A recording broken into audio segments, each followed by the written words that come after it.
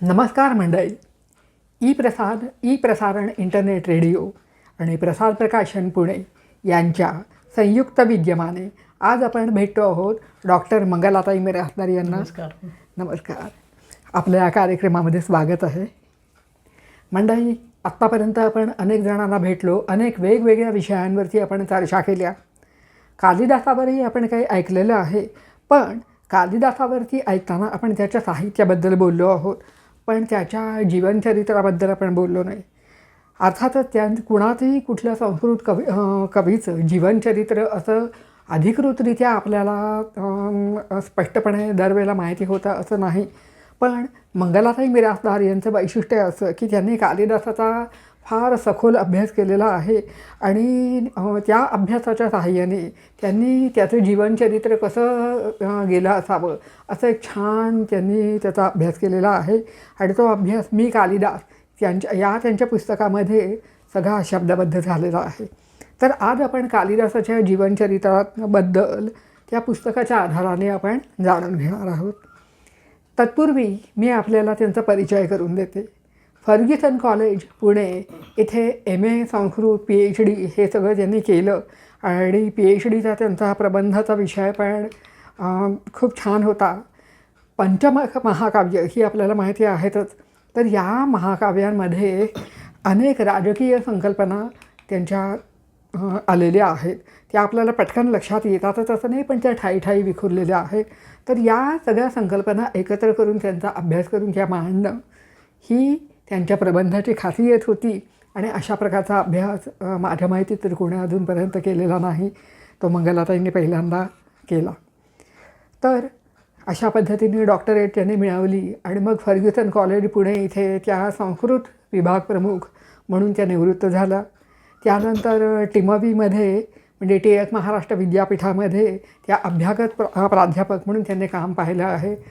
त्यांचे अनेक शोधनिबंध प्रसिद्ध झाले आहे. यादी इतकी मोठी आहे की मी वाचून दाखवत बसले तर तुम्हाला कंटाळा येईल. कौटिल्य अर्थशास्त्र हा त्यांच्या अभ्यासाचा एक फार मोठा आवडीचा भाग आहे. त्याच्यावरती त्याने अनेक पद्धतीने काम केलेलं आहे. त्याच्यावरती अनेक व्याख्यानमाला दिलेल्या आहेत, पुस्तकंसुद्धा प्रकाशित झालेली आहेत. याशिवाय संस्कृतमध्ये अनेक नाटकांचा, अनेक काव्यांचा त्यांनी सखोल अभ्यास केलेला आहे आणि त्याच्यावरनं त्यांचं काही पुस्तकं प्रकाशित झालेली आहेत. ती अशी की मी कालिदास, घोषवती, प्रतिमा, राजमुद्रा, त्रिदल आणि कौटिल्य अर्थशास्त्र एक अध्ययन ही त्यांची पुस्तकं प्रकाशित झालेली आहेत. तर याच्यावरनं तुम्हाला कल्पना येईल की किती चौफेर असा त्यांचा अभ्यास आहे. आणि त्यामध्ये मला एक जाणवतं ते असं की एकच एक त्यांनी विषय असा हे घेऊन त्याचा अभ्यास न करता अनेक विषयामध्ये, अनेक प्रकारांमध्ये, अनेक गोष्टींमध्ये त्यांची रुची आपल्याला इथे दिसून येते. तर अशा मंगलाताईंच्या आता आपण त्यांच्याशी आपण गप्पा सुरू करूया. तर आत्ता आपण बघितलं की कालिदासाबद्दलच आपण बोलणार आहोत, चर्चा करणार आहोत. तर चरित्राबद्दल बोलणार आहोत.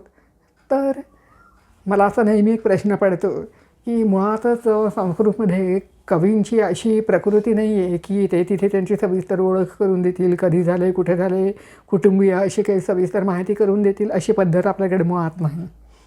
पण तरीसुद्धा कालिदास हे केवळ नाव माहिती असतं, त्याच्याबद्दल आपल्याला अनेक कथा, दंतकथा माहिती असतात.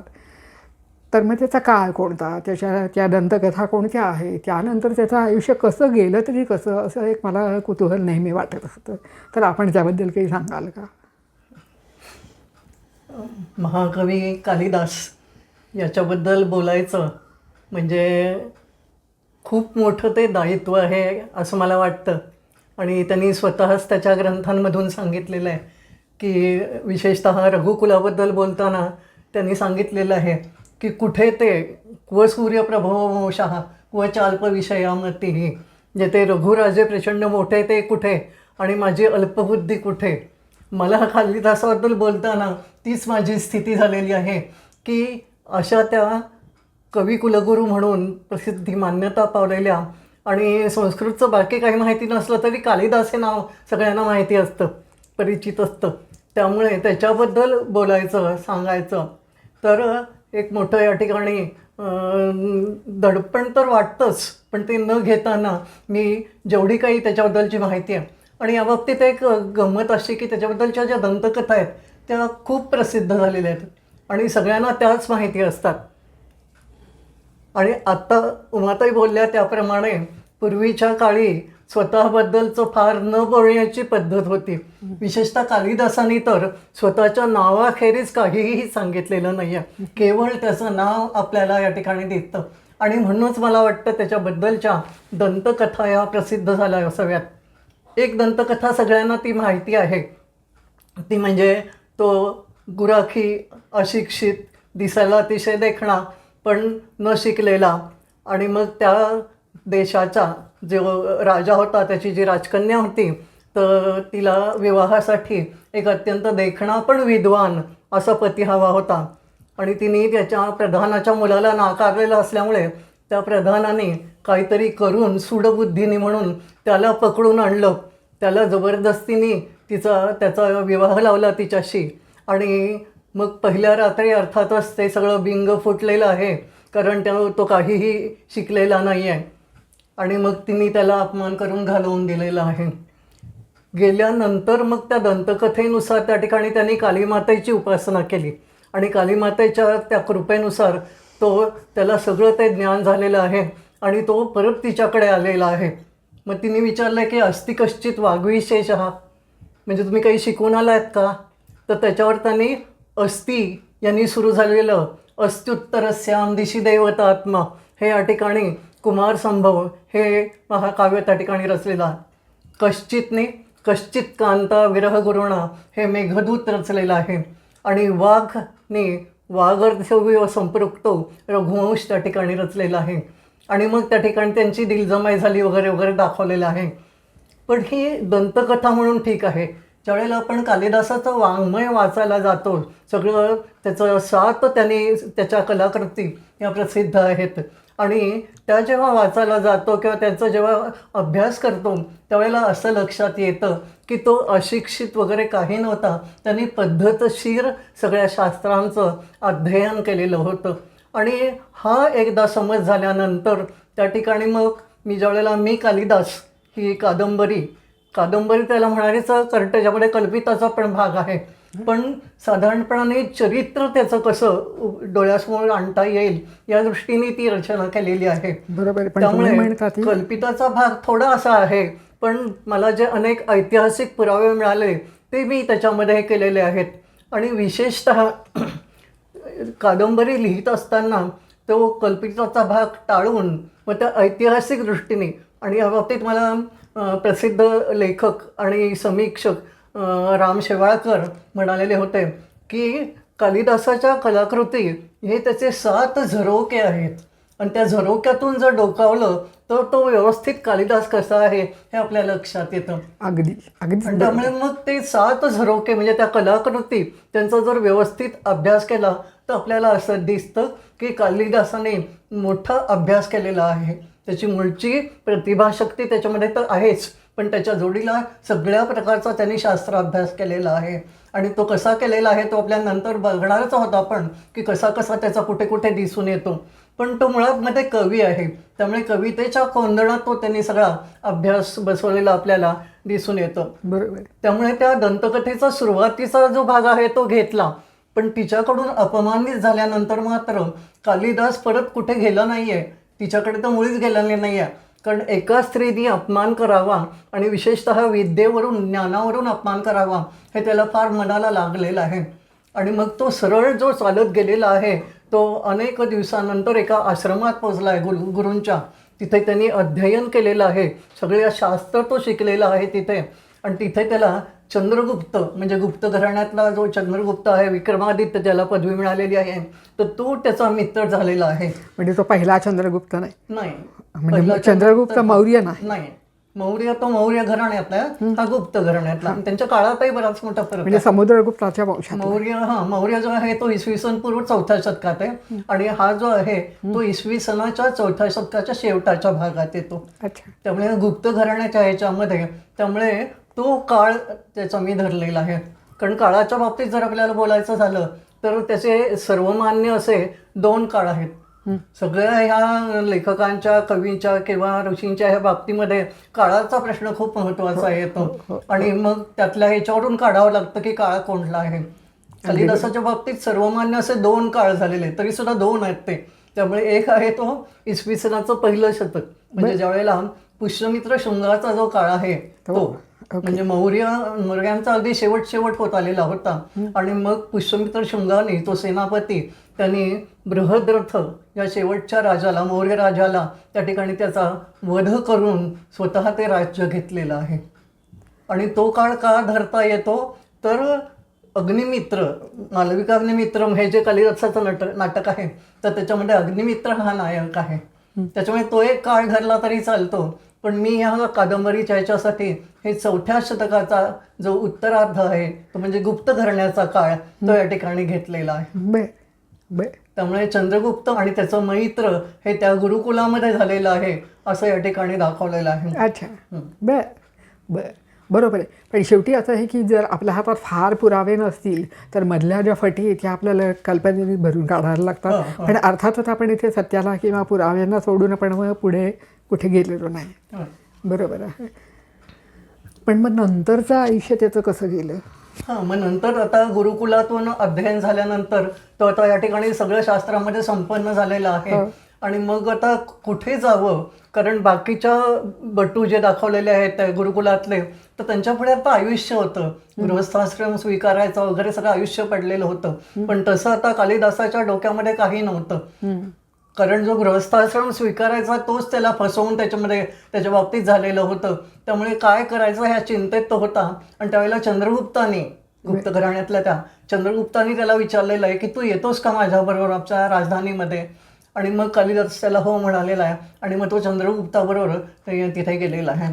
ते समुद्रगुप्त, त्याचे वडील सम्राट समुद्रगुप्त, अत्यंत पराक्रमी गुप्त घराण्यातले, आणि त्यांचा मुलगा हा चंद्रगुप्त. त्यामुळे समुद्रगुप्त हे जसे पराक्रमी होते तसंच ते कला निपुण असे होते. आणि त्यामुळे तो कालिदास ज्या वेळेला गेलेला आहे त्यावेळेला त्यांच्या त्या राजसभेमध्ये अनेक विद्वानांच्या संगतीमध्ये मग समुद्रगुप्तांनी त्याचं कौतुक केलेलं आहे आणि तिथे तो रमलेला आहे असं दाखवलेलं आहे. तिथून त्याच्या सगळ्या बाकीच्या या अध्ययनाला म्हणता येईल किंवा त्याच्या आयुष्याला ही सुरुवात झालेली. बरोबर आहे, बरोबर आहे. पण म्हणजे हे सगळं बघताना त्याला त्याच्या लग्नाची ती जी दंतकथा म्हणून आपण पाहतो, पण म्हणजे मग ते प्रत्यक्षात तसं घडलं असावं असं काही कुठे मिळतं का? नाही, तसं कुठेच काहीच नाही. सांगितलं ना, कालिदास या नावाखेरीज काहीच नाही. पण एखादा मनुष्य जेव्हा इतकी प्रसिद्धी मिळवतो तर त्यावेळेला आणि त्याच्या काहीच नसतं त्याच्याबद्दल, तर अशा मग दंतकथा ह्या निर्माण होतात. आणि कालिदास या नावावरून कदाचित मग कालीमाताची उपासना वगैरे वगैरे असं करून असं ती दंतकथा हे केलेली असावी. बरोबर. हां, ते हे आहे. पण मग आता त्याचा अभ्यास झाला आणि तो समुद्रगुप्ताकडे चंद्रगुप्ताबरोबर आला. तो मग त्यानंतर त्याचं प्रत्यक्ष आयुष्य, साहित्यिक आयुष्य आपण म्हणू शकतो, तर ते सुरू झालं. तर मग त्याचं पहिलं नाटक कुठलं होतं? ते लिहिताना त्याची मनोभूमिका कशी होती? तर तो समुद्रगुप्तांच्या ह्याच्यामध्ये आल्यानंतर त्यांनी आता सांगितल्याप्रमाणे त्याला बरंच त्या ठिकाणी प्रोत्साहन दिलेलं आहे, त्याच्या कलागुणांना प्रोत्साहन दिलेलं आहे. आणि कालिदासही असा की आपली काव्यप्रतिभा किंवा आपलं जे काय आहे ते इतरांना मदत करण्यासाठी सुद्धा त्यांनी त्याचा उपयोग केलेला आहे. त्यामुळे एक दाखवलेला आहे, अर्थात ती परत कल्पितच असावी किंवा त्याच्या बाबतीत सांगितलेली असावी की एकदा एक अतिथी म्हणा किंवा एक ब्राह्मण म्हणा तिथे आला त्यांच्या त्या समुद्रगुप्तांच्या सभेमध्ये, आणि त्याला काहीतरी अर्थातच हवं असणार, कारण त्यांनी तो म्हणाला की माझं मी काव्य आणलेलं आहे ते आपण वाचावं किंवा ऐकावं या ठिकाणी. आणि मग त्यांनी सुरुवात केलेली आहे त्या ह्याच्यामध्ये की, आणि मग त्यांनी तो ह्याचा श्लोक म्हणून दाखवलेला आहे पुरुष सूक्ताचं जे आहे की सहस्र शीर्षा पुरुषः सहस्राक्षो सहस्रपाद, अशी जे ओळ आहे ती त्यांनी म्हटलेली आहे. पण तीच ओळ तो सारखी म्हणायला लागल्यानंतर मग सगळ्यांच्या लक्षात आलेलं आहे की ह्याला काहीतरी पुढचं येत नाही दिसतंय किंवा तो विसरलेला दिसतोय. आणि मग कालिदासाने त्याची समुद्रगुप्तांना विचारून त्याची समस्यापूर्ती केलेली आहे. आणि त्यांनी पुढे त्याचे ओळ म्हणून दाखवलेली आहे की चलितश्च चकितश्च छन्नः तव सैन्ये प्रधावती. त्यामुळे सहस्र शीर्षा पुरुषः सहस्राक्षो सहस्रपाद ही जी 3 आहेत, तर त्याच्या जोडीला किंवा एकेकाचं कसं तर सहस्र शीर्षा म्हणजे या ठिकाणी जो नाग आहे, शेष नाग आहे, तर त्याच्या बाबतीमध्ये तो काय झाला तर चलित हा, तो डळमळला. नंतर दुसरा जे आहे सहस्राक्ष म्हणजे इंद्र, तो चकित चकित झाला. आणि सहस्रपाद म्हणजे सूर्य, तो त्या ठिकाणी ढगाळ गेला. किंवा तव सैन्ये प्रधावती म्हणजे समुद्रगुप्ताला उद्देशून ते म्हटलेलं आहे. म्हणजे एकीकडे त्याची स्तुती केलेली आहे की हे राजन, तुझं सैन्य ज्या वेळेला धावत असतं तर त्यावेळेला अशी अशी स्थिती या तिघांची होते. म्हणजे त्याने त्याला सांभाळून घेतलं त्या ब्राह्मणाला. सांभाळून तर घेतलंच, आणखीन आपल्या स्तुतीने अर्थातच सम्राट प्रसन्न झाले असणारच. आणि मग त्याच्यानंतर मग समुद्रगुप्ताने त्यांना विद्वत परिषदेमध्ये परीक्षा द्यायला पाठवलंय वगैरे वगैरे. तिथे तू यशस्वी होऊन गेलेला आहे. आणि मग इकडे समुद्रगुप्ताचा मुलगा, समुद्रगुप्ताचा देहावसान झालेला आहे. चंद्रगुप्त गादीवर आलेला आहे. मग त्याचा विवाह झालेला आहे. त्याची मुलगी ही प्रभावती, मग ती कशी मोठी झालेली आहे त्याचंही वर्णन केलेलं आहे त्याच्यामध्ये. आणि तिच्या विवाहाच्या वेळेला जी राजधानी होती पहिल्यांदीची पुष्पपूर किंवा कुसुमपूर, तर ती बदलून त्या ठिकाणी उज्जैनीला राजधानी नेलेली आहे. उज्जैन ही वैभवशाली जे शहर, तर तिथे त्यांनी राजधानी नेलेली आहे. आणि तिच्या विवाह प्रसंगी, तिचा जो विवाह झाला प्रभावतीचा, तो वाकाटक नरेश रुद्रसेन याच्याशी झालेला आहे. आणि त्या विवाह प्रसंगी मग सगळ्या विद्वत परिषदेने त्याला विनंती केलेली आहे की काहीतरी नवीन काव्य आम्हाला. त्यावेळेला त्यांनी मालविकाग्निमित्रम हा परिषदेच्या आग्रहावरून हे केलेलं आहे. पण तोपर्यंत त्यांनी ही नाटकाची रचना कोणची केलेली नव्हती. अच्छा. त्यामुळे तो म्हणतो, आणि मुद्दाम त्याचा विनय इतका आहे, त्यांनी दाखवलेला आहे की भास कविपुत्र सौमिल्लकादीनाम म्हणजे हे सगळे मोठे मोठे नाटककार, त्यांची नाटकं रंगभूमीवर होत असताना माझ्यासारख्या नवख्या कवीला इतका बहुमान देते परिषद, हे त्याचे उद्गार आहेत. त्याच्यामुळे त्याचा नम्रपणा पण खूप आहे. आणि मग मालविका अग्निमित्रम म्हणजे मालविका ही नायिका आणि अग्निमित्रम नायक, तर या दोघांच्या प्रणय कथेचं हे नाटक त्यांनी त्या ठिकाणी रचलेलं आहे. फार सुंदर. म्हणजे त्याचं तो प्रसंगही खूप छान आहे आणि त्यानिमित्ताने जे झालेलं आहे तेही खूप छान. नाटक तर ते खूपच सुंदर आहे. ते सांगायला आता सगळी त्याची ती कथा सांगणार का आपल्याला धावता आढावा घ्यायचा असल्यामुळे अर्थातच त्याची कथा संपूर्ण नाही. पण मालविका ही पण राजकन्या आहे, पण काही कारणांनी तिला त्या ठिकाणी त्या दासी परिवारात राहावं लागत आहे. आणि मग अग्निमित्र तिला चित्रात जेव्हा बघतो तेव्हा तिच्या सौंदर्याने तो मोहित होतो, विचारतो. आणि त्यावेळेला त्याची धारिणी नावाची मोठी राणी, अग्निमित्राची इरावती मध्यम राणी, तर त्या दोघी, इरावती त्यावेळेला तिथे नाही आहे, पण धारिणी ते सांगायला तयार नसते, कारण तिला माहीतच असतं आपल्या पतीचा स्वभाव, आणि त्यामुळे ती सांगत नाही. पण छोटी जी वसुलक्ष्मी असते ती मात्र सांगते की ही तर मालविका. आणि मग तेव्हापासून राजाचं तिच्यावर त्या ठिकाणी मन जे जडतंय. मग तिची प्राप्ती कशी करून द्यायची, तर विदूषक म्हणजे गौतम जो राजाचा मित्र आहे, तो या ठिकाणी कामतंत्र सचिव अशीच त्याला उपाधी मिळालेली आहे. म्हणजे राजाच्या प्रेम प्रकरणामधला तो त्या ठिकाणी सूत्रधार असतो. त्यामुळे सगळं ते कसं तडीला न्यायचं ते त्याला माहिती असतं. आणि मग एक एक करून तो त्या ठिकाणी ते अडथळे दूर करतोय. ते मालविकेवर मन गेलेलं आहे. तर मग राजाची तिची भेट कशी, तर सुरुवातीलाच तिचा त्या दोन आचार्यांमध्ये म्हणजे मालविकेला जे नृत्य शिकवतात ते गडदास आणि इरावतीमधल्या राणीला जे नृत्य शिकवतात ते हरदत्त, या दोघांमध्ये भांडण लावून देतोय तो. आणि त्यामुळे मग त्यांच्या शिष्यांची परीक्षा घ्यायची. मग मालविकेचं रंगभूमी त्या ठिकाणी नृत्य, अशा रीतीने राजाला तिचं दर्शन घडवलेलं आहे. एकंदरीतच पूर्वी म्हणजे त्या काळच्या संस्कृत नाटकामध्ये विदूषकाला फार मोठं स्थान होतं, नाही का?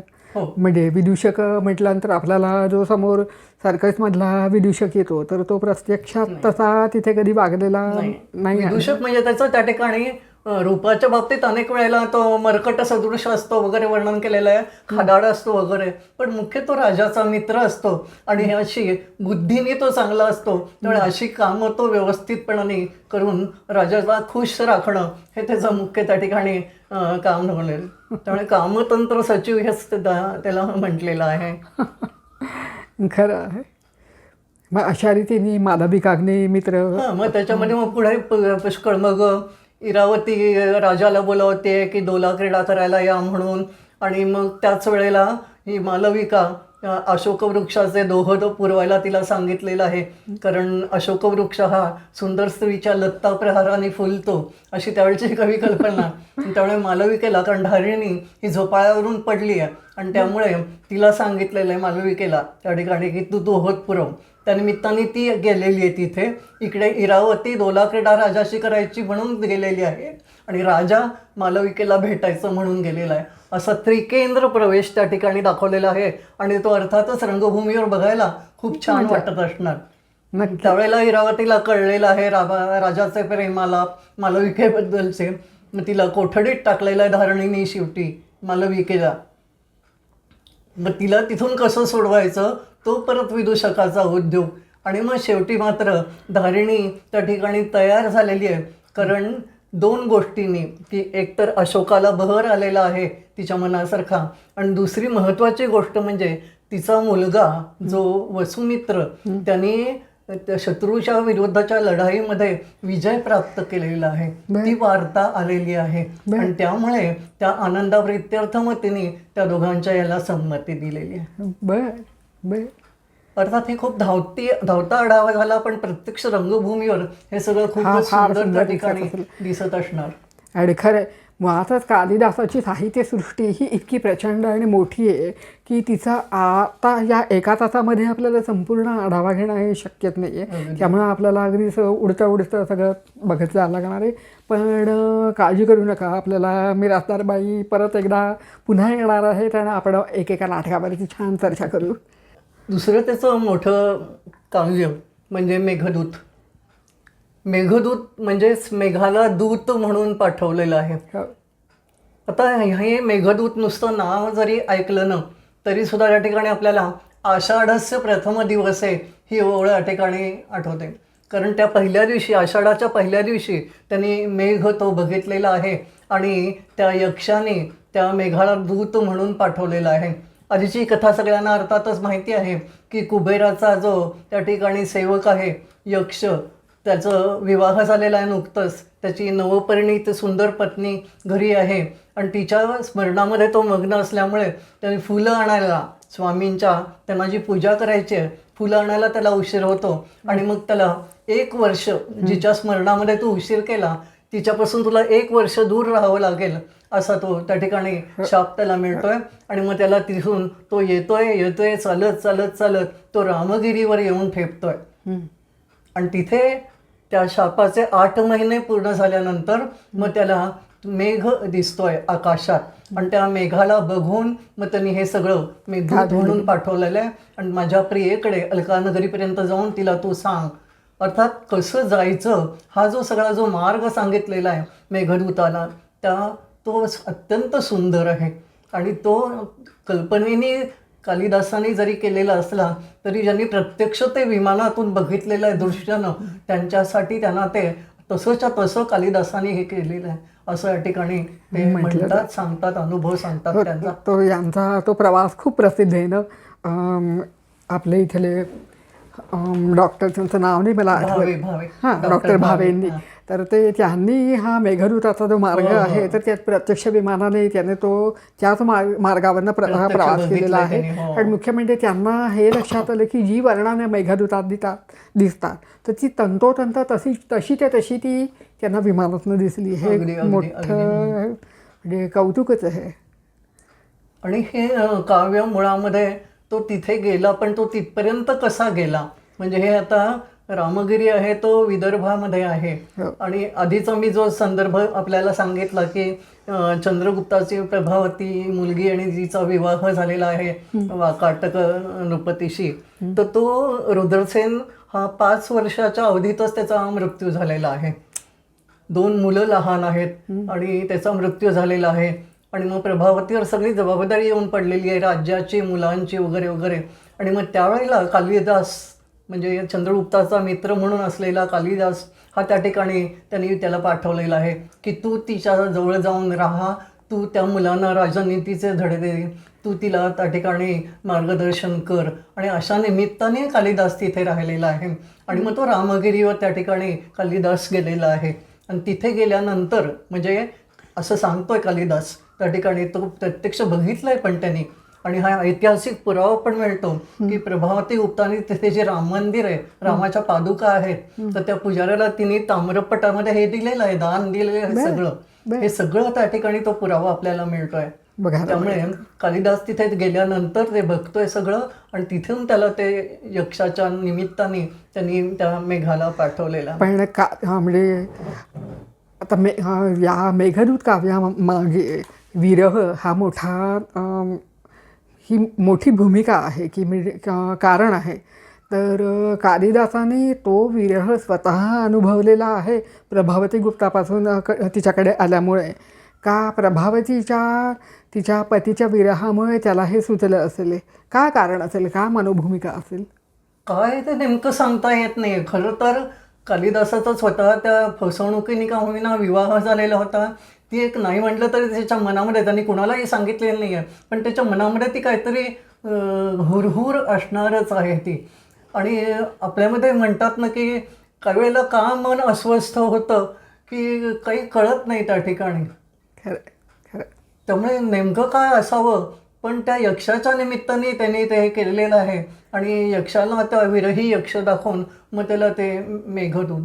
पण ते जे संपूर्ण जे वर्णन आहे ना, ते वर्णन मुळात सगळं बघण्यासारखं आहे, आणि एका कवी कालिदासाचं ते वर्णन आहे, कारण त्यांनी सगळा जो निसर्ग आहे तो सगळा सजीव केलेला आहे. अगदी खरं. मुख्य सुरुवातीलाच त्यांनी म्हटलेलं आहे की मेघाला दूत कसं केलं.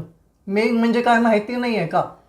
मेघ म्हणजे काय असतं तर धूमज्योती सलिल मरुताम सन्निपातत्व मेघा, धूर अग्नी सलिल पाणी मरुत्वारा यांचं मिश्रण म्हणजे तो निर्जीव.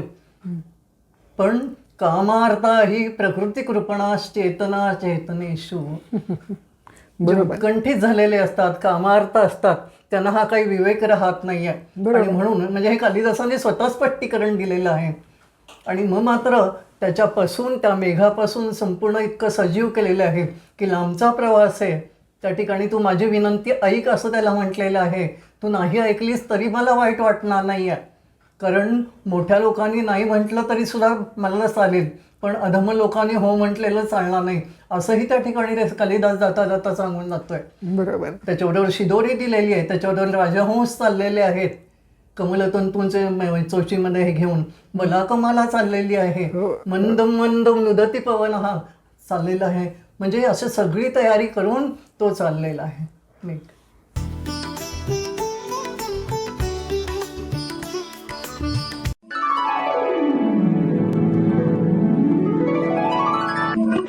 चार वेद अनतीस पुराणे दशोपनिषदे झाली हो, अनुवादासह आपुल्या हाती प्रसाद म्हणून आली हो.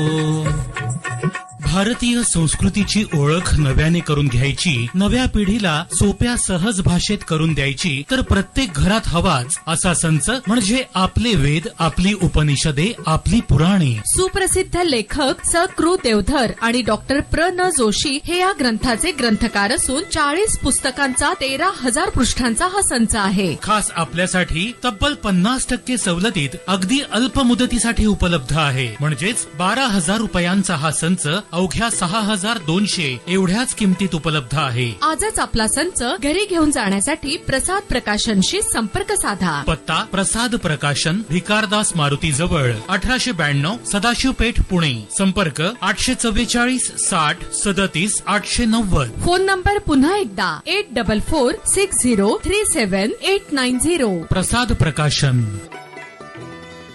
मेघदूतामध्ये बरेच म्हणजे तेव्हाच्या काळाचे सामाजिक संदर्भ पण मिळतात ना. सामाजिक आहेत, विशेषतः पण निसर्गाचे जास्ती हे आहेत. सामाजिक संदर्भ म्हणण्यापेक्षा पौराणिक संदर्भ त्याच्यामध्ये जास्त आहेत. अच्छा. म्हणजे त्याला जाताना जे काय लागतंय, मुख्य म्हणजे विंध्य पर्वत लागतोय, नर्मदा नदी त्या ठिकाणी लागते, त्याची त्यांनी अत्यंत सुंदर वर्णन केलेलं आहे की तो काळा गभिन्न विंध्य पर्वत आणि त्यातून निघणारी पांढरी शुभ्र नर्मदा म्हणजे कशी, तर एखाद्या अजस्त्र हत्तीवर पांढऱ्या रंगाने वेलबुट्टी काढावी त्याप्रमाणे ते दिसतंय. म्हणजे त्याचं काव्य हे करत करत पुढे पुढे ते गेलेले आहेत. त्या ठिकाणी माल पठार लागतंय, गंभीरा नदी लागते आहे, मुख्य म्हणजे तो म्हणतोय उज्जैन लागते आहे. मध्ये लागत नाहीये, पण तो म्हणतोय की तू वाकडी वाट कर पण आणि तू जा तिथे. उज्जैनीला जा. कारण उज्जैनी हे कालिदासाचं त्याच्या जवळपासच त्याचं ग्राम होतं, त्यामुळे उज्जैनी हे त्याच्या दृष्टीने ती मातृभूमी असल्यासारखी आहे. आणि म्हणून उज्जैनीचं वैभव तो सगळं सांगतो आहे की तिथल्या बाजारपेठा इतक्या संपन्न आहेत की समुद्रातलं सगळी रत्न तिथे आणून ठेवलेली आहेत असं वाटतं, आणि समुद्रात केवढं आता पाणीच शिल्लक आहे. त्यामुळे असं करत करत तो त्या ठिकाणी केलेलं आहे. मग कनखल आहे, कुरुक्षेत्र आहे, असं ते एक एक एक एक एक एक करत आणि त्याच्या प्रत्येकी सांगत सांगत पौराणिक कथा त्यातले संदर्भ सांगत सांगत तो पुढे चाललेला आहे. मग हिमालय लागतोय, हिमालय लागल्यानंतर कैलास पर्वत, मग शंकर पार्वती, मग शंकराने पार्वतीला कसा हात दिला तर आपलं हित्वा भुजग वलयम, म्हणजे पार्वती त्या सापाला घाबरेल असं वाटून तो साप तो पहिल्यांदा काढून टाकतोय, मग तिला हात देतोय. म्हणजे जाता जाता तो इतकी सुंदर त्या ठिकाणी वर्णनं करत करत त्या ठिकाणी जातोय. आणि मग त्याच्या पलीकडे लागते ती अलका नगरी, हो. जिथे त्याची प्रिया आहे ती कुबेराची, ती अलका नगरी त्या ठिकाणी. तिथे मग तू कसा जा, मग लांबून कसं तोरणं इंद्रधनुष्याचं तोरण तुला लागेल ते माझं घर, मग तिथली विहीर ती कशी संपन्न आहे, रत्नाच्या पायऱ्या कशा असतील वगैरे वगैरे, मैना सारिका पोपट त्या ठिकाणी कशी, हे सगळं वर्णन. आणि मग तुला माझी विरही प्रिया दिसेल, तन्वी श्यामा शिकरी दशना पक्वबिंबाधर ओष्ठी, अतिशय सुंदर असं तिला हो, सांग. ते वर्णन फार सुंदर आहे. हां. तिला सांग की आता तू विचार करू नकोस, शापाचा हे संपत आलेलं आहेत, कारण चक्रार पंक्तीरिव गच्छती भाग्यपंक्ती, हे दिवस कायम राहणार नाही आहेत, चाकाच्या आरेप्रमाणे गोल गोल, त्यामुळे आपलेही भाग्याचे दिवस येतील. शाप संपला की मी या ठिकाणी येणारच आहे, तोपर्यंत तू.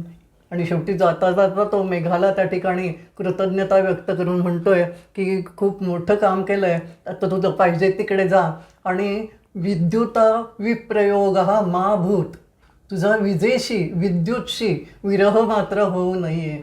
म्हणजे त्या यक्षाचा या ठिकाणी विरह झालेला असताना तो आशावाद मात्र केवढा मोठा प्रकट करतो आहे. बरोबर ते मुळातूनच सगळं काव्य खूप बघण्यासारखं आहे. बरोबर बरोबर. तर अशा रीतीने आपण मेघदूत बघितलं. आणि मग पुढचं काव्य कालिदासाचं कुठलं होतं? रघुवंशम त्यांनी रचलेलं आहे. म्हणजे रघु कुळातलं या ठिकाणी आधी मी जे वर्णन केलं की रघुराजे किती प्रचंड मोठे किंवा किती गुणांनी संपन्न, कारण त्यावेळेला त्याच्या समोर होते ते समुद्रगुप्तासारखे सम्राट, चंद्रगुप्तासारखे सम्राट. त्यामुळे गुप्त घराणं समोर असताना त्यांचा पराक्रम, सदाचरण, प्रजाहित तत्परता हे सगळे गुण दिसत असताना मग कदाचित कालिदासाला ते रघुवंशम म्हणजे रघुवंशीयांच्या निमित्ताने त्यांनी या ठिकाणी ते गुणवर्णन केलेलं आहे. अच्छा. त्यामुळे दिलीपापासून सुरुवात केलेली आहे आणि जवळजवळ 18-19 सर्गांचं ते एक मोठं म्हणजे महाकाव्य. आणि त्यात एक ओळ अशी आहे, आसमुद्र क्षितिशानाम, त्याचा अर्थ समुद्रापासून त्यांचं त्या ठिकाणी साम्राज्य पसरलंय हा एक अर्थ आहेच, पण आसमुद्र म्हणजे समुद्रगुप्तापासून हा तो असं पण समुद्रगुप्त, हा, हा असा पण अर्थ त्याच्यातून बरोबर त्या निमित्ताने कदाचित त्यांनी ते सुचवलेलं असावं. शक्य आहे, अगदी शक्य आहे. बरोबर. मग या रघुवंशाची काही वैशिष्ट्य आपल्याला सांगता येतील का? रघुवंशाचं हे वैशिष्ट्य म्हणजे या सगळ्या राजांची वर्णनं करताना अगदी दिलीपापासून वर्णन करत असताना की दिलीपाला पुत्रप्राप्ती नव्हती आणि वसिष्ठांच्या ह्याच्याने तो त्यांच्या आश्रमामध्ये गेलेला होता आणि त्यावेळेला त्यांनी नंदिनी म्हणजे कामधेनूची मुलगी तर तिची या ठिकाणी सेवा करायला सांगितलेली आहे. आणि मग तिला चरायला घेऊन ज्यावेळेला राजा जातो तर त्यावेळेला एक सिंह तिच्यावर झडप घालतो, राजाची म्हणजे परीक्षा बघण्यासाठी. तो मायेने निर्माण केलेला सिंह आहे पण तो झडप घालतो आणि त्यावेळेला तो सिंह जे राजाला म्हणतो आहे की राजा म्हणतोय मी माझे हे देऊन सुद्धा तनू देऊन शरीर देऊन सुद्धा तू तुझी भूक भागवतो पण तू तिला सोड कारण ती माझ्या ऋषींची गाय आहे म्हणून. तर त्यावेळेला तो सिंह जे सांगतो ना ते वाक्य खूप महत्त्वाचं आहे राजनीतीच्या दृष्टीने. तो म्हणतो की तू प्रजानाथ आहे आणि प्रजानाथ पितेव पासी, म्हणजे राजाची राजनीतीतली लोककल्याणाची किंवा प्रजानाथ म्हणून असलेली जी संकल्पना मुख्य आहे प्राचीन राजनीतीमध्ये ती या ठिकाणी सुरुवातीलाच त्यांनी सांगितलेली आहे. बरोबर बरोबर. आणि मग अशी प्रत्येक ठिकाणी आलेली आहेत, अनेक संदर्भ त्या ठिकाणी आलेले आहेत की अनेक त्याचे जे शास्त्राध्ययन जे आपल्याला दिसतं किंवा राजनीतीचं जे ज्ञान आपल्याला विशेषतः रघुवंशामध्ये दिसतं, तर ते आपल्याला त्या ठिकाणी बघायचंच आहे. ते कुठल्या कुठल्या शास्त्रातलं कसं कसं त्याचं ज्ञान आपल्याला दिसतंय ते पण या ठिकाणी आपण बघणारच आहोत. मग आता पुढचं काव्य अर्थात मला वाटतं शाकुंतल असेल. अभिज्ञान शाकुंतल म्हणजे तर काय म्हणतात, कालिदासाची सर्वोच्च कलाकृती किंवा कालिदास आणि अभिज्ञान शाकुंतलम ही तर अजोड जोडी आहे असं आपल्याला म्हणता येईल. आणि ते त्यांनी शाकुंतलांचा जो प्रयोग आहे तो परत राजसभेमध्येच त्या ठिकाणी केलेला आहे. आणि त्याला हे पण माहिती आहे, तो त्याची नम्रता तिथे पण आपल्याला दिसते, पण तरीसुद्धा तो म्हणतो आहे की विद्वानांनी मान्यता दिल्याशिवाय किंवा विद्वानांचे या ठिकाणी मोहर उमटल्याशिवाय कुठलंही काव्य कितीही ते चांगलं असलं तरी ते मी योग्य मानणार नाही असं तो स्वतः या ठिकाणी सांगतो आहे. आणि अर्थातच ते सुंदर काव्य त्याचा प्रयोग त्या ठिकाणी होतो आहे. हे अभिज्ञान शाकुंतल मुळात त्याची जी कथा आहे ज्याच्यावरून ते त्यांनी नाटक रचलं, तर ती कथा महाभारतामध्ये आलेली आहे, शकुंतलोपाख्यान म्हणून त्या ठिकाणी. पण त्या कथेमध्ये ते मूळ जे आहे म्हणजे दुष्यंत आणि शकुंतला यांचं जे काय म्हणता येईल प्रेम प्रकरण म्हणता येणार नाही त्याला, मला वाटतं फक्त शारीरिक आकर्षणाच्या दृष्टीनेच त्या ठिकाणी आहे. कारण त्यातली जी शकुंतला आहे ती शकुंतला या ठिकाणी प्रत्यक्ष म्हणते आहे त्याला. ज्यावेळेला राजा तिला गांधर्व विवाह करायचा असं म्हणतोय त्यावेळेला ती शकुंतला त्याला म्हणते आहे की मयी जायेत यहा पुत्र हा, म्हणजे मला जो तुझ्यापासून जो पुत्र होणार तो काय होईल तर युवराज भव, तो युवराज होवो. आणि ही अट जर तुला मान्य असेल तर अस्तु मे संगमः, असं ती स्पष्ट सांग. हो, शकुंतला बोलते हे बर की तुझ्यापासून होणारा माझा पुत्र हा युवराज होईल, ही अट तुला मान्य असेल तर अस्तु मे संगमः. अस्तु मे संगमः, आता संगम हा शब्द म्हणजे शारीरिक फक्त एकीकरण किंवा शारीरिक जवळीक हा सुचवतो. आणि शकुंतलेसारखी कालिदासाच्या मनात असलेली जी शकुंतला आहे ती कितीतरी वेगळी आहे हो त्याच्यापेक्षा. हो हो हो फारच वेगळी. हां, ती म्हणजे अशी हीनदीन नाहीये. दुष्यंतासारखा केवळ शारीरिक आकर्षण घेऊन आलेला शकुंतलेकडे आलेला आणि शकुंतला त्याला असं रोखठोक मागणारी शकुंतला हे कालिदासाला पटलेलंच नाही आहे. आणि त्यामुळे त्यांनी त्याच्यावरून ज्या वेळेला रचना केलेली आहेत त्यात अनेक सुंदर बदल केलेले आहेत.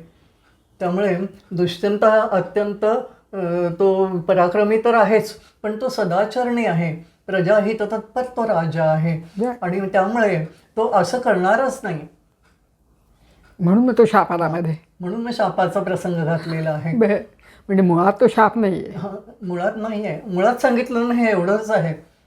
आणि मग नंतर मुळातल्या कथेमध्ये परत नंतर ज्या वेळेला शकुंतला तिच्या पुत्रासह जाते त्याच्या राजसभेमध्ये त्यावेळेला तो तिला ओळखतच नाही. आणि मग आकाशवाणी होते की अरे हा तुझा पुत्र आहे. मग त्यावेळेला तो म्हणतो हो का, मी तर ओळखलं होतं पण लोक काय म्हणतील म्हणून मी नाही म्हटलं. म्हणजे करून सवरून मोकळा असं जे आहे, असं जे स्वरूप त्याचं दाखवलेलं आहे ते कालिदासाने पूर्णपणाने बदलून टाकलेलं. बरोबर. म्हणजे कालिदासाला ही वृत्तीच मुळात शापामुळे की ज्याच्या स्मरणामध्ये तू मला विसरलीस, आतिथ्य विसरलीस, तोच तुला विसरून जाईल, हा दुर्वासांचा शाप आहे.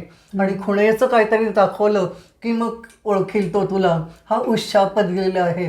त्याचा उपयोग करून मग त्या ठिकाणी तो राजाला ते या ठिकाणी. आणि म्हणून ज्यावेळेला शांगर वगैरे जात आहेत सगळे त्या राजसभेमध्ये, तर त्यावेळेला शांगरव त्याला म्हणतोय की तू हिचा स्वीकार कर, तू हिचा विवाह केलेला आहेस, गुरूंचा निरोप आहे तुला वगैरे वगैरे. त्यावेळेला राजा पहिलं वाक्य काय उच्चारतो तर किमिदम उपन्यस्तम, हे काय उपटलं. वा वा, म्हणजे स्वीकार वगैरे तर नाहीच, पण हे काय उपटलं, म्हणजे हे काय नवीन तुम्ही सांगताय, इथपासून त्याची तयारी झालेली. आणि मग शांगरव आणि तो राजा या दोघांमधलं जे आहे, त्यामुळे मग शांगरव आणखीन पुढे पुढे या ठिकाणी जातोय.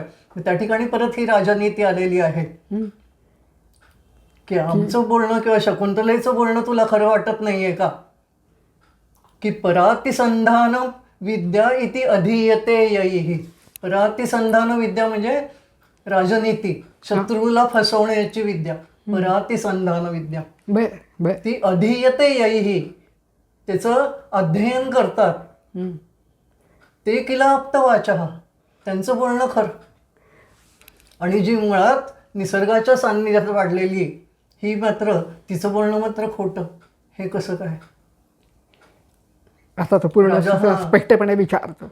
राजा पितृत्व नाकारतो तिच्या ह्याचं, तिलाच स्वैरिणी ठरवतो वगैरे वगैरे. अरे बापरे. पण हे सगळं झाल्यानंतर मात्र मग क्षण गर्व ठिकाणी म्हणतो की परे निरोप सांगायचा तो मी सांगितला, आता या ठिकाणी तू परत घरी येऊ शकणार नाहीस, माहेरी येऊ शकणार नाही, आश्रमात येऊ शकणार नाही आहेस, कारण विवाहित स्त्रीनी सासरीच राहायचं असतं ही ती हो, त्या ठिकाणी. हो. त्यामुळे तू तिथे येऊ शकणार नाही. राजाही स्वीकार करत नाही. तिने काय करावं? आणि मग ती त्या ठिकाणी जायला लागते. मग एक प्रकाश झोत त्या ठिकाणी येतोय आणि तिला अप्सरस तीर्थावर उचलून घेऊन जातोय. हा ते कालिदासाने आणलेला ते प्रसंग शेवटी आहे. मग त्या ठिकाणी पण दाखवलं. प्रत्यक्ष महाभारतात अजून काही सांगितलंय नाही, तिने हे काय सगळं केलं त्याच्यावर? महाभारतात काहीही नाहीये सांगितलं ना. हे हां. कहाणी हे केलंय. ओके बर. त्यामुळे हे सगळं कालिदासाचं स्वतःचं कवित्व आहे किंवा ही त्याची कल्पनाशक्ती आहे. कल्पनाशक्तीने, काव्यशक्तीने त्यांनी हे सगळं केलेलं आहे. बरोबर आहे. आणि मग शेवटी त्या मारीच ऋषींच्या आश्रमामध्ये ती प्रसूत होते, तो सर्वदमन वगैरे ती सगळ्या आपल्याला कथा माहिती आहे. आणि इंद्राला मदत करून दुष्यंत पण त्या ठिकाणी येतोय. हो. मग तिथे ते अभिज्ञान होत आहे, त्याची पुत्राची ओळख पट्टी वगैरे वगैरे सगळं तो शेवट त्या ठिकाणी दाखवलेला आहे. त्याचंच नाव भरत ना. अभिज्ञान शकुंतल. नाही म्हणजे हा जो मुलगा आहे शकुंतला आणि दुष्यंताचा, तर त्याचं नाव भरत ना. त्याचं नाव म्हणजे भरत. कारण त्याच्याबद्दल पण एक सर्वदमन ती म्हणजे- कथा आहे ना, ते सिंहाचे दात मोदत बसलेला आहे वगैरे, हो, हो. तेव्हा अशी ती पण त्याच्यावरून कथा आहे. हा ते ना नाव ती पडलं. शाकुंतलातच आहे. हां, नाटकात नाही आहे हा उल्लेख, पण सर्वदमन त्याचं नाव त्या ठिकाणी आहे. अच्छा. मग ते सर्वदमनचं भरत कसं काय झालं? नाही, भरत हे पण महाभारतातल्या ह्याच्यात कदाचित असेल. कुठे नेमकं ते नाव आलेलं आहे नाही सांगता येणार, पण त्याच्यात नाही आलेलं म्हणजे. कारण या भरताच्या नावावरनं भारताचं नाव भारत पडलं. पण ती सुद्धा एक त्या ठिकाणी आहे. भारत नाव पडण्याच्या आणखीनही काही कारणं आहेत, त्यातलं हे एक आहे असं सांगितलं जात आहे. बरं बरं. पण म्हणजे मग त्याच्या नाव म्हणजे भरताने एवढा पराक्रम केला का हो, हो. की ज्याने हे त्याच्यामुळे सगळं हां, म्हणजे राज्य जिंकून भारत हे घेतले. नाव बरोबर. पण आता हे सगळं तुमच्याकडनं ऐकताना मला हे सारखं जाणवत आहे की त्याचं शास्त्रज्ञान खूप मोठं होतं. हो. वेगवेगळ्या शास्त्रांचं ज्ञान त्याचं खूप होतं. त्याचं राजनीतीचं ज्ञान फार खूप हे होतं. त्याचं तत्त्वज्ञानाचा अभ्यास होता आणि त्याची प्रतिभा ती तर फार अलौकिक होती. अगदी अगदी. की म्हणजे हे सगळं असलं तरी त्याचं प्रत्यक्ष काव्यामध्ये उपयोजन करणं ही एक फार अवघड गोष्ट असते, तर ती त्याने अगदी लिलाया पेललेली आहे.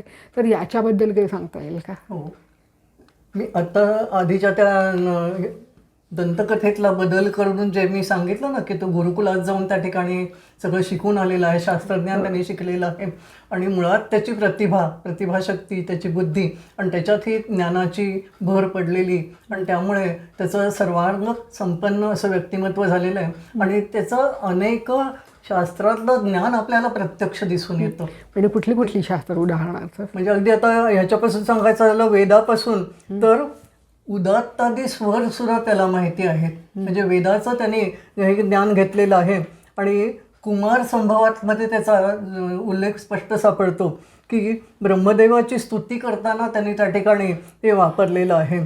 नंतर शब्दानाम चतुष्टयी प्रवृत्तीही, म्हणजे 4 प्रकारचे जे सांगितले जातात शब्दांचं हे की वैखरी, मध्यमा, परा, पश्यंती, हे जे 4 प्रकार सांगितले जातात तर त्याचा उल्लेख त्या ठिकाणी त्यांनी केलेला आहे. 2:17 कुमार संभवामध्ये तो आपल्याला उल्लेख दिसतो. आणि मुद्दाम आधी सांगते की हे सगळे जे उल्लेख आहेत ते असे कुठे शास्त्रज्ञान दाखवण्यासाठी नाही आहेत, तर जाता जाता उपमेच्या ह्याच्यातून, जाता जाता सांगण्याच्या ओघातून ते आलेले आहेत हे त्याचं मोठं कौशल्य. खरंय. म्हणजे ते शास्त्रज्ञान असं कुठे लादल्यासारखं त्या ठिकाणी असं वाटत नाही. नाही. म्हणजे याचं हे असं तेव्हाच होतं की ते शास्त्र किंवा ते ज्ञान त्याने इतकं आत्मसात केलेलं असतं की त्याची मांडणी करण्यासाठी त्याला वेगळे कुठले प्रयत्न करायला लागत नाही. ते आतूनच आपोआप ते येत आणि जातं. जाता जाता अवघड. हे मला मोठं त्याचं कौतुक वाटतं. त्याची 1-2 उदाहरणं या ठिकाणी की अभिज्ञान शाकुंतलचे जे नांदी श्लोक आहेत त्याच्यात त्यांनी शंकराच्या अष्टतनूंचं वर्णन केलेलं आहे. आता हे तत्वज्ञान या ठिकाणी शिकल्याशिवाय किंवा तत्वज्ञानाचा भाग की पंचमहाभूत, सूर्यचरित्र आणि यजमान ह्या ज्या अष्टतनू सांगितलेल्या आहेत तर ते शिकल्याशिवाय समजणं त्या ठिकाणी शक्यच नाही आहे.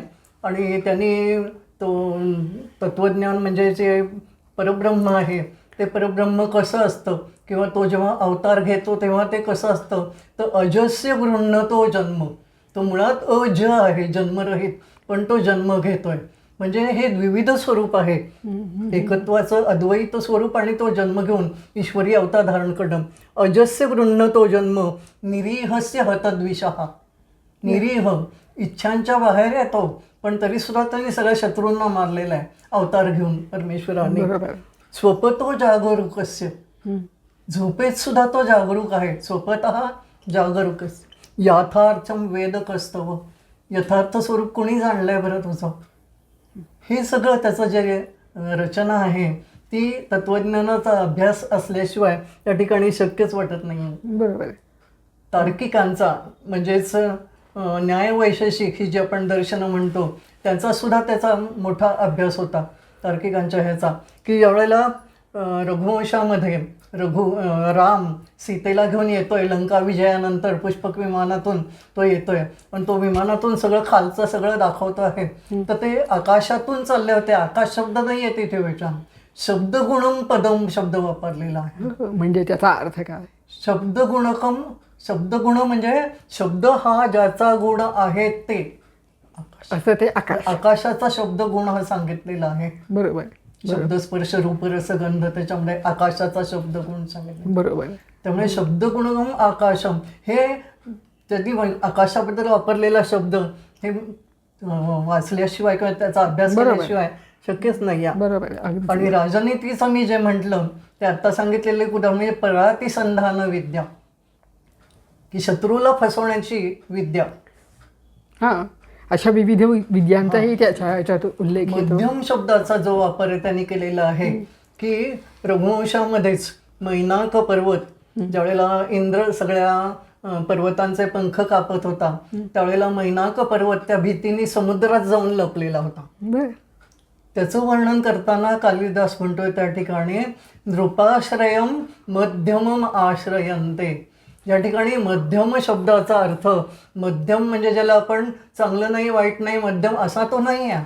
मध्यम याचा अर्थ राजनीतीमध्ये बलाढ्य राजा असा अर्थ आहे.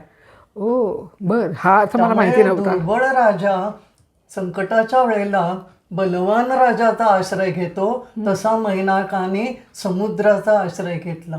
नृपाश्रयम मध्यमम आश्रयन्ते. त्यामुळे मध्यम शब्द हे कौटिल्य अर्थशास्त्र वाचल्याशिवाय कळलं नसतं. हे कळणार नाही. बरोबर. त्यामुळे त्याचा अभ्यास केलेला असल्याशिवाय त्याला हे काही सांगणंच शक्य नाही आहे.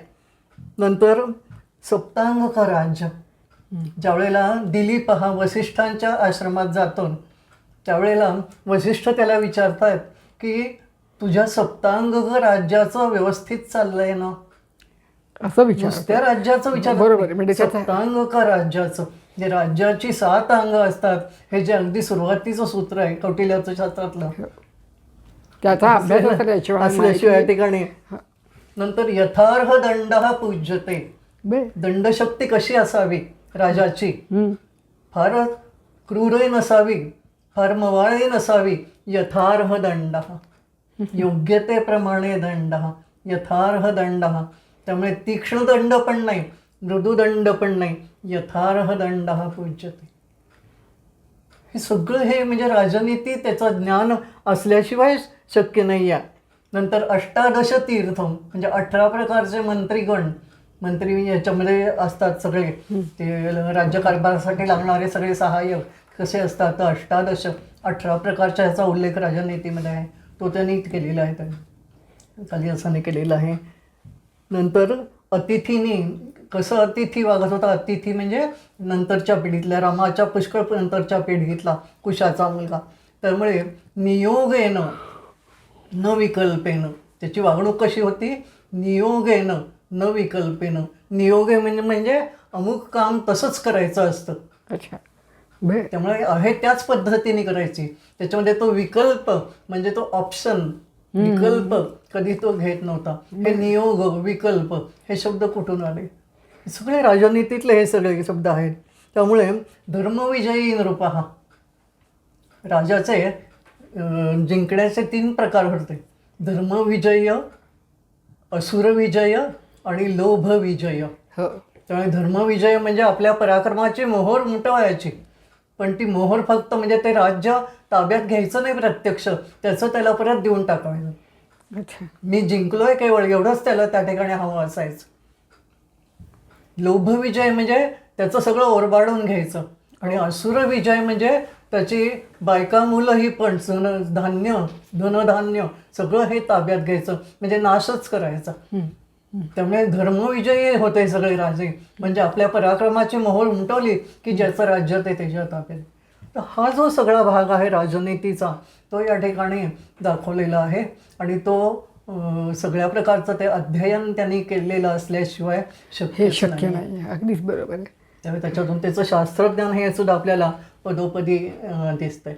बरोबर. म्हणजे त्याने कौटिल्य अर्थशास्त्राचाही अभ्यास केलेला होता, राजनीतीचा म्हणजे तिथे तो करताना ते आलं. अगदी अगदी आणि आता आपण बघितलं त्याप्रमाणे त्याने अनेक शास्त्रांचाही अभ्यास शास्त्राचा केलेला अभ्यास होता. केलेला होता. पण मग आता इतका सगळा इतकं भव्य दिव्य व्यक्तित्व ज्याने इतकं काही केलेलं आहे, अशा व्यक्तीचा अंतसमय कसा काय झाला असा याच्याबद्दल फार कुतूहल आहे सगळ्यांना. त्याच्याबद्दल परत नेमकं आता सांगता येणार नाही आहे, पण परत दंतकथेचाच आधार घ्यायचा झाला तर त्याच्याबद्दलची जी दंतकथा आहे ती म्हणजे आधी सांगितलेलं ती जी राजकन्या होती तिने त्याचा स्वीकार केला आणि मग नंतर त्यांनी मात्र तिला गुरु मानलेलं आहे. तू माते समान आहे, तू गुरु समान आहे मला, कारण तू मला सगळं हे या ठिकाणी तुझ्यामुळे मला हे मिळालेलं आहे. मग ती चिडली आहे आणि तिने त्याला शाप दिलाय परत कालिदासाला की एका स्त्रीच्या हातून तुला मृत्यू येईल. मग कालिदास तिथून निघालेला आहे. तो थेट त्या ठिकाणी सिंहल द्वीपापर्यंत गेलेला आहे आपल्या मित्राला भेटण्यासाठी. आणि तिथे गेल्यानंतर तो वेश्यांकडे जातो वगैरे असं आहे. तिथे गेलेले असताना तो राजा, तिथला राजा एक समस्यापूर्ती त्या ठिकाणी करायला सांगतो आहे. आणि ती समस्यापूर्ती म्हणजे त्या ठिकाणी कमले कमलोत्पत्ती श्रूयते न तू दृश्यते अशी हे दिलेली आहे की कमले कमलोत्पत्ती, एका कमळातून दुसऱ्या कमळाची उत्पत्ती, श्रूयते ऐकायला येते, न तू दृश्यते दिसत मात्र नाही आहे कुठे. आणि मग ही समस्यापूर्ती ज्यावेळेला ती वेश्या त्या ह्याला कारण तिला माहिती आहे तो या ठिकाणी कवी आहे, त्याच्याकडे आल्यानंतर तो लगेच ते करून दाखवत आहे की बाले तव मुखांबोजे कथम इंदीवर द्वयम, तुझ्या मुखावर म्हणजे मुखकमलावर कथम इंदीवर द्वयम, 2 नीलकमल कशी बरं. आणि मग ती वेश्या त्या बक्षिसाच्या लोभाने त्याला मारते असं त्या ठिकाणी त्या दंतकथेमध्ये सांगितलेलं आहे. पण मला अर्थातच हे पटलेलं नाही आहे. मी आधीच्या ह्याच्यामध्ये जसं दंतकथेचा फक्त पूर्वार्ध हे केलेला आहे, तो गुरुकुलामध्ये गेलेला आहे, नंतर त्याने अध्ययन केलेलं आहे. आणि इतकं सगळं प्रचंड यश मिळाल्यानंतर, चंद्रगुप्तासारखा या ठिकाणी सखा मित्र मिळाल्यानंतर आणि सगळ्या लोकांनी त्याची स्तुती केल्यानंतर किंवा सगळ्यांना त्याचं काव्य विश्व हे पसंतीस उतरल्यानंतर तो परत असा कुठे जाईल, भरकटत जाईल असं काही नाही वाटत. असं नाही म्हणजे तो परत पेशागमन करेल असं तर नाही किंवा शक्य. इतकं काव्य प्रतिभा असलेला. आणि मग मी या ठिकाणी त्या पुस्तकामध्येच मी कालिदासमध्ये असंच शेवटी दाखवलेलं आहे की आता तो कृतार्थ झालेला आहे. अभिज्ञान शाकुंतलचा प्रयोग झाल्यानंतर ती नीलांबरी परत म्हणजे ती जी राजकन्या आहे ती परत येऊन त्याला म्हणते की तुमचं एवढं यश बघितलं मला कल्पना नव्हती आणि मला आता पदरात घ्या वगैरे. तर त्यावेळेला मात्र तो म्हणतो की आता ते शक्य नाही आहे. आणि मग तो तिथून निघून जातो आहे. आणि मात्र कुठे जातो आहे तर तो चंद्रगुप्ताला सांगून की मी आता प्रवासाला जातो आहे. चंद्रगुप्ताला वाटतं नेहमीप्रमाणेच हा चाललेला आहे, तो रथ वगैरे देऊ का विचारतोय. हा म्हणतो नको, मी आता चालत चालत जाणार आहे. आणि तो निघतोय प्रवासाला, आणि प्रवासाला निघता निघता सगळीकडे बघत बघत, पण त्याच्याबरोबर कोण कोण आहे आता, तर त्याच्या सगळ्या नायिका आहेत. बरं त्या ठिकाणी ही पार्वती आहे बरं कुमार संभवातली, बरोबर. म्हणजे त्याच्या साहित्य विश्वातल्या सगळ्या नायिका. शकुंतला आहे त्याच्यामध्ये, सगळ्या त्याच्या नायिका त्याच्याबरोबर आहेत, नायक त्याच्याबरोबर आहेत, दुष्यंत आहे, राम आहे, अग्निमित्र आहे, सगळे हे नायक. त्यांनी ते आठवत आठवत त्या सगळ्यांना घेऊन तो चाललेला आहे. आणि जाता जाता जाता हिमालयामध्ये झालेले आहे. त्याची वृत्ती पूर्ण शांत आहे. आता काहीही आता मिळवायचं राहिलेलं नाही आहे. आणि मग त्या हिमालयातच त्याला तो आवाज ध्वनी येतोय की इतकं हे करून तू कृतार्थ झालेला आहेस, तर तू आता सगळा काव्याचा आस्वाद सगळ्या रसिकजनांना दे आणि तू अमर हो, अमर हो, असं त्या ठिकाणी असे वाटते. पण हाच शेवट पटण्यातला आहे. म्हणजे जरी आपल्याला प्रत्यक्षातलं काही जरी माहिती नसलं तरी ती तुम्ही म्हणता तसं दंतकथा तितकी स्वीकारार्ह नाही वाटत. हा पटतच नाही म्हणजे ते.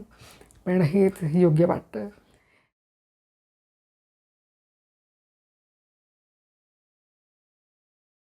पण आपण फार थोड्या वेळामध्ये आपण त्याचा बऱ्यापैकी आढावा घेतला. पण पुढच्या वेळेला आपण त्याचा अजून सविस्तर एकेका नाटकाचा असा आपण परिचय करून घेऊया.